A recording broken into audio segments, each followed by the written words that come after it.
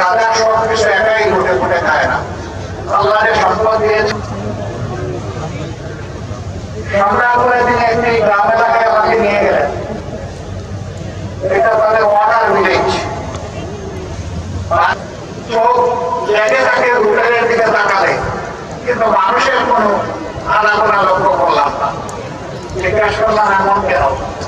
একটি লেকের পাড়ে সুরম্য এই 7 টাকা হোটেল গড়ে তোলা হয়েছে। তিনি জবাব দিলেন, এই দেশে আকাম রুকাম হয় না বলে অনেকে আসতে রাজি হবে না। তো মানবিক দলকে সামনে নিয়ে সরকার পরিচালনার সুযোগ পায়, তাহলে ইনশাআল্লাহ আপনাদেরকে একটা মানবিক দেশ আমরা উপহার দেওয়ার চেষ্টা করব। এই দেশটা তাহলে কেমন হতে পারে? এই দেশটা ইনশাআল্লাহ এমন হবে,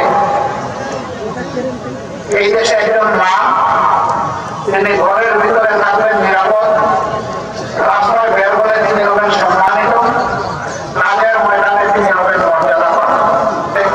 নিরাপত্তার সাথে তাদেরকে যেমন কাজের সুযোগ তৈরি করে দিয়েছিলেন, আমরাও তাদের সাথে চরম সম্মান রেখে আমরা সেভাবে সুযোগ দেবো ইনশাআল্লাহ।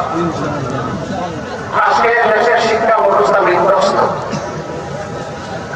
মানুষ আগে গ্রাম এলাকায় দেখতাম একজন লোক এন্ট্রান্স, ম্যাট্রিকুলেশন, এসএসসি পাস করার পরে তার বাড়িতে দৌড়ে আসতো, তাকে দোয়া দেওয়ার জন্য একটু দেখাচ্ছেন যে আমার এলাকার একটা ছেলে এই লেভেলে পাস করেছে।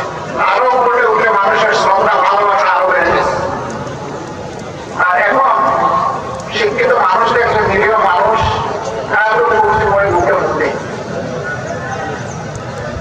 সবাই না, শিক্ষিত মানুষের মধ্যে অনেক ভালো মানুষ আছে, কিন্তু বেশিরভাগ এই সমাজের অবস্থা তাই। যার গরমের দূর যত বেশি, তিনি জনগণের সম্পদ তত বেশি চুরি করেন। তাদের মধ্যে যারা সব লক্ষ্য, তাদেরকে এই সমাজ কোন ব্যবসা করে না, এটা নিজেও খাবি না, আমারও খাওয়াতে না, কোনো দরকার নেই। তুইও খা, আমারও দে।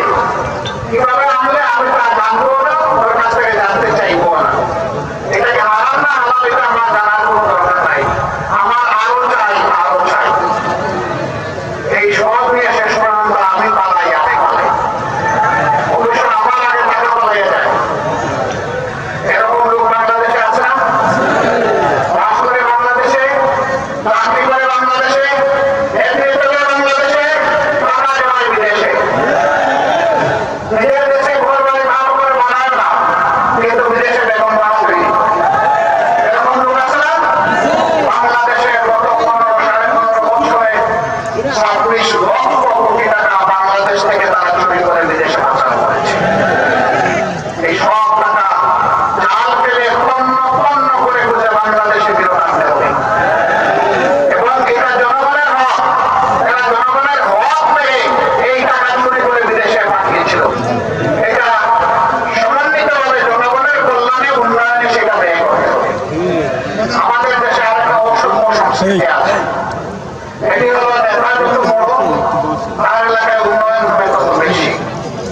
দর্শকরূপে তার এলাকার জনগণের ট্যাক্সের টাকা উন্নয়ন হয়, সারা বাংলাদেশের জনগণের টাকায় হয়। এমনকি বিপুলের ট্যাক্সের টাকা এখানে আছে, পারবে। আমার সামনে সাংবাদিক বন্ধুরা আছেন, 15.5 বছর এটা তারা পারেন। তারা নিজেরা সাক্ষী, দেশের 18 কোটি জনগণ সাক্ষী। তাদের হাতে ছিল এক ধরনের অধিকার হ্যান্ডকাপ, আর তাদের মুখে ছিল এক ধরনের অধিকার থালা।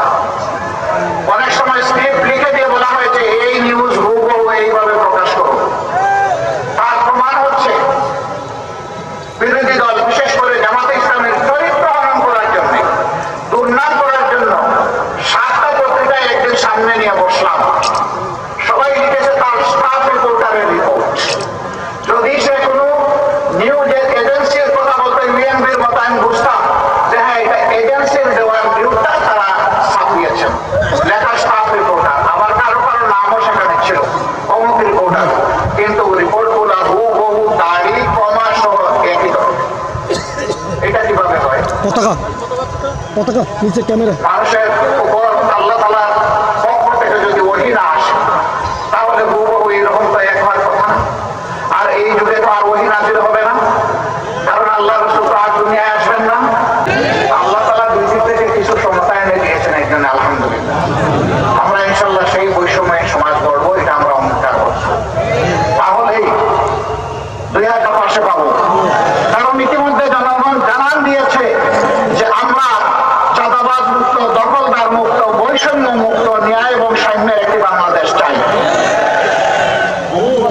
আমরা আপনাদেরকে কথা দিচ্ছি, অতীতে আমরা চাঁদাবাজি করি না, এখন আমরা করছি না, ভবিষ্যতে ইনশাআল্লাহ আমরা করবো না।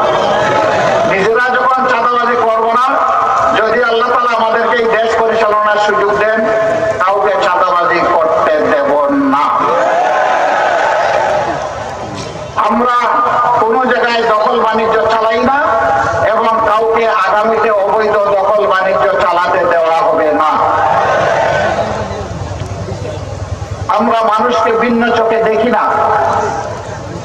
19 সালে আলহামদুলিল্লাহ বড় কোনো দুর্ঘটনা ঘটে নাই, তবে রাজনৈতিক ভাবে যারা অতিরিক্ত দলবাজ ছিলেন, মানুষকে বিভিন্ন ভাবে কষ্ট দিয়েছেন, মানুষ তাদের অনেকের উপর থেকে কিছু প্রতিশোধ নিয়েছে। আমরা নেই, আমাদের সংগঠন নেইনি, আমাদের সহকর্মীরা নেইনি, সাধারণ মানুষ নিয়েছে।